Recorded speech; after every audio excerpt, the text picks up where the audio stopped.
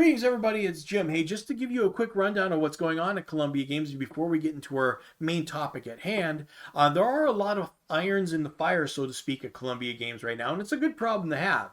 A lot of exciting projects. Of course, there are a few bottlenecks that happen. One of them is, Tom Dalgleish has got to put focus into one or the other at times, and sometimes the projects he wants to work on has to be taken away because he's got to make sure that this is right. Okay, and when you see the final product of what we're about to show you today, now, which is no small project, I think you'll agree that why we take our time with things is important. Now, one of the things that's suffered a little bit as far as time is High Colonies, because Tom is writing one of the adventures. We're supposed to have another 3 adventures made probably around this time. And we're not going to just sit around and say, oh, COVID, we're not going to say that. It's just because of the big projects like the one you're about to see here for Hârn. And of course, the other one is Rommel in the Desert. Making sure the map is right on that one has been a big deal, and translation, talking to these people overseas and making sure that this new production style of ours goes through, and just make sure that it hits correctly, because this is really has the potential to just be we already seen the prototypes, we know it's a beautiful product, we just want to make sure it's absolutely right. Unlike our other kind of production style where we get parts in and we assemble everything here, if something goes wrong, well, we could just order the other parts. Here we're doing it all at once, bang bang bang. Okay, so it's a big deal to make sure this is done correctly.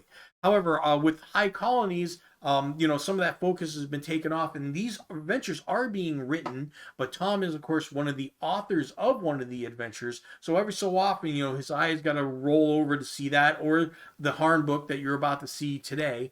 But these adventures are going forward, and it's just important that we make sure that these first few adventures and locations are rock solid, because it is going to set the pace for what the High Colonies is going to look like. This is something Tom did with Hârn World, and everybody knows what to expect from Hârn World, okay? Because of that direction. It's worked for decades. No reason to try to reinvent the wheel with High Colonies. So definitely your patience is appreciated, and I think you'll be pleased with what you see, and the same with Rommel in the Desert.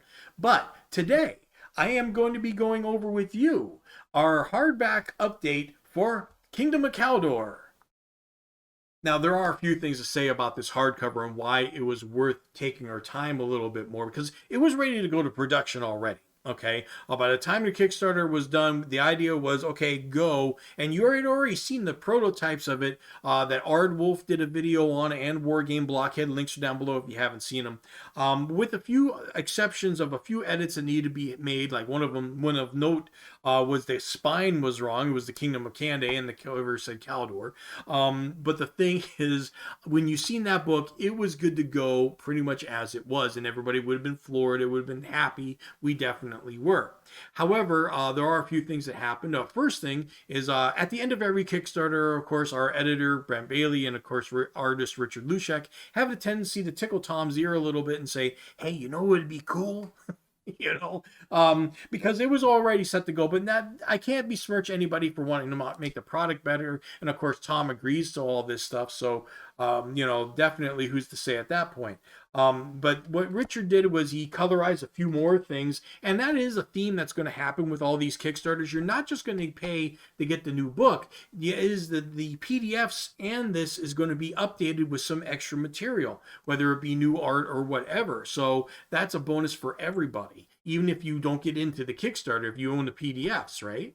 So that's one thing. Now, I can't tell in here because I don't know, but what Richard did was he updated some black and white artwork to full color. So that happened there. And one of the things that also happened was, like I said, you would have been just fine with that book the way it was in the prototype. We found an even better printer.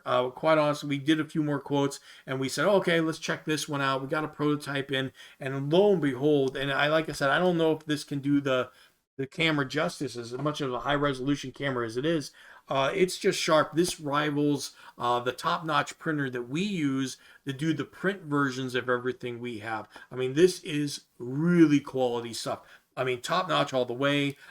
Glossy paper, has a good feel to it. I mean, this is just primo condition stuff here. So, and that is the theme that I'm trying to bring home to you today. Whether it be Rommel in the Desert, high colonies, the wait is worth it.